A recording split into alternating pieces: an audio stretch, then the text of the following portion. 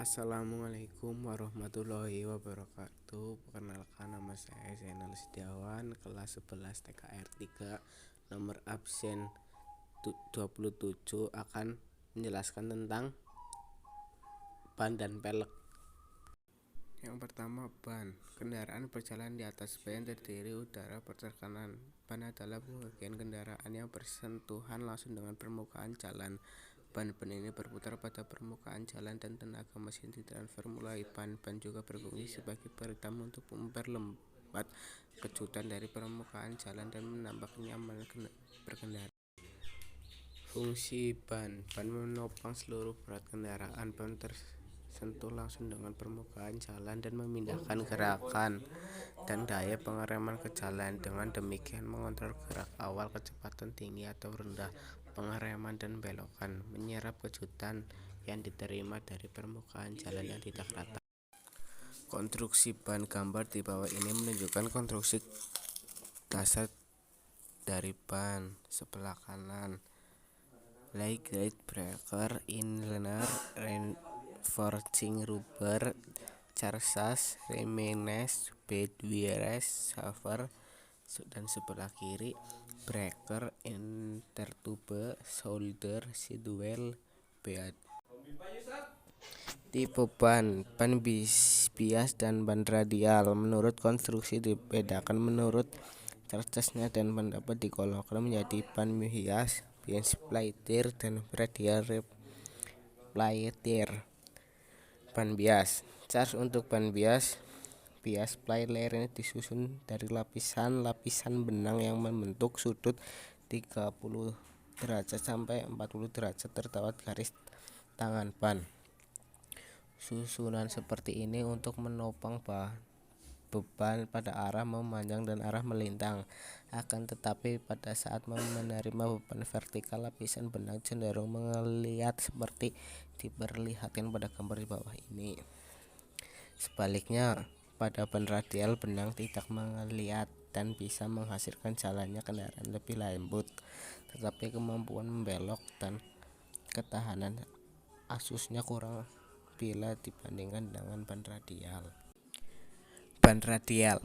Charges ban radial terdiri dari lapisan benang yang tegak lurus dengan garis tangan ban. Konstruksi seperti ini sangat fleksibel pada arah radial, tetapi kurang tahan terhadap beban memanjang ke sekeliling roda. Oleh sebab itu, ban radial dilengkapi dengan pad biasa disebut trail breaker, terbuat dari bahan tekstil kuat atau kawat yang dibelut kerat. Susunan seperti ini membuat radial lebih rigid. Ban biasa dengan dan dalam.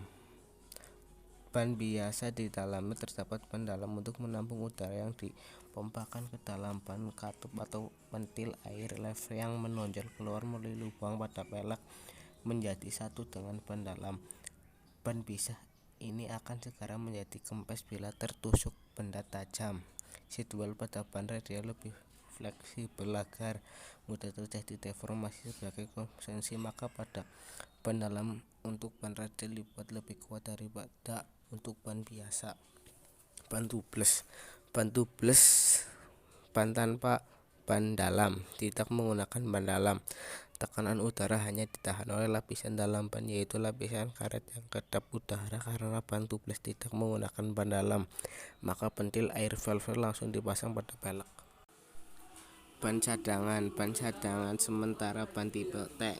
Ban cadangan sementara ini berbentuk lebih kecil, tujuannya untuk menghemat tempat dalam bagasi. Penggunaannya bersifat sementara ketika ban standar bocor. Ban tipe T ini adalah ban tubeless dengan charges model biasa. Diameter luarnya hampir sama dengan ban standar, tapi lebar tread dan keseluruhannya lebih kecil, dan tread akan crash lebih tipis untuk mengimbangi beban dan kemampuannya. Maka tekanan udaranya dibuat lebih besar, yaitu 4,2 kg per cm sampai 60 psi. Sistem kode spesifikasi ban dan pelek. Ban T135/70 D16 1. Penggunaan sementara 2. Lebar mm 3. Aspek ratio.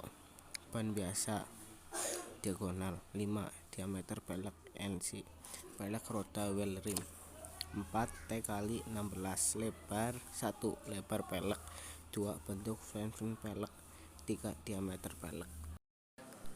Sistem kode spesifikasi ban. Contoh, pada sistem wheel ban biasanya terdapat kode yang menunjukkan lebar ban, diameter dalam, diameter pelek, dan play rating. Untuk ban kecepatan tinggi terdapat kode tambahan, misalnya H, S, dan seterusnya. Pada ban radial terdapat huruf R.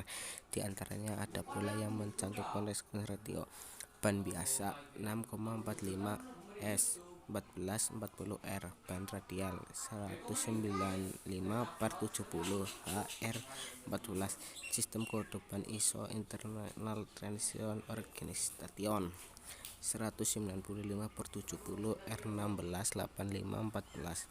1, lebar ban dalam inci. 2, kecepatan maksimum yang diizinkan. 2, diameter pelek dalam inci. 4, kapasitas maksimum membawa beban dalam satuan play rating. 5, aspek ratio. 6, ban radial. 7, kapasitas mengangkut beban.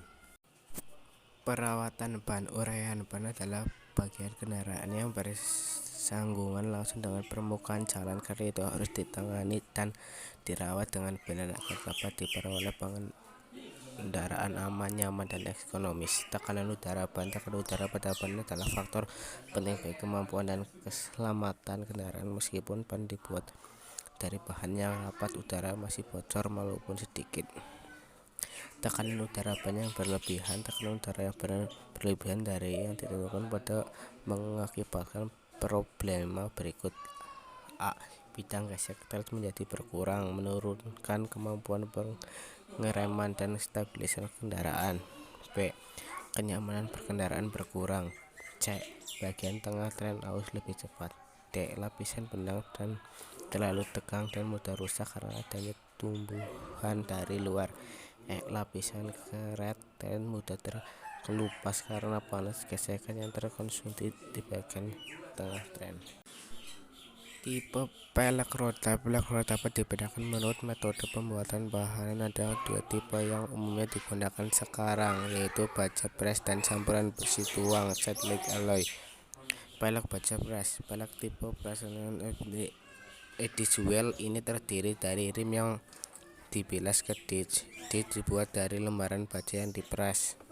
Pelek dari bahan campuran besi tuang. Pelek slag alloy disc wheel ini dibuat dari bahan campuran terutama dari aluminium atau magnesium.